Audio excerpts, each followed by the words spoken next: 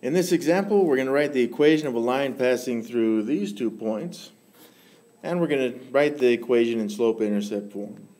So, since it doesn't give us a y-intercept or a slope, just 2 points, let's go ahead and figure out the slope first. And I really like the method of giving us a line right there, because the slope should be a fraction, and then connecting the y's on top and the x's on the bottom, moving from left to right. So 1, what would we have to add to 1 to get to 7? 6. 2 to get to 2?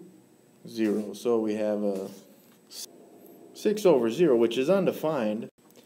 And what that means is that if we were to look at the slope on a graph, the slope would be a straight vertical line.